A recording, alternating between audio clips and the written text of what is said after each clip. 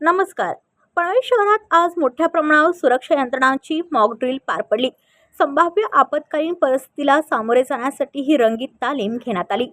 पनवेल शहर पोलीस ठाणे हद्दीतील Orion mall Panvel येथे दिनांक 23 फेब्रुवारी 2026 रोजी सकाळी 10:17 ते 11:58 सुमारास मॉक ड्रिल आयोजित करण्यात आली. या सर्वांमध्ये पोलीस ठाण्याकडील 2 अधिकारी व 8 अंमलदार, बीट मार्शल पथक, QRTचे 29 अंमलदार, ATCचे 2 अंमलदार, सुरक्षा शाखेचे अधिकारी, झोन 3 स्ट्रायकिंग फोर्स, विशेष शाखा, ATS पथक, अग्निशमन दल तसेच मॉलचे सुरक्षा अधिकारी, सुरक्षा रक्षक आणि रुग्णवाहिका पथक सहभागी झाले होते.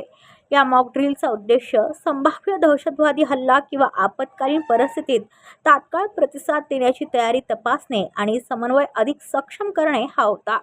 वरिष्ठ पोलीस निरीक्षक नितीन ठाकरे यांनी सांगितले की अशा सरावामुळे पोलीस दल आणि इतर यंत्रणांची सज्जता वाढते आणि नागरिकांच्या सुरक्षेसाठी प्रभावी नियोजन करता येते. पनवेल शहरात सुरक्षेच्या दृष्टीने पोलिसांची ही महत्त्वपूर्ण तयारी मानली जात आहे. पुढील अपडेटसाठी आमच्या चॅनलला सबस्क्राईब करा. ब्युरो रिपोर्ट पनवेल वार्ता न्यूज.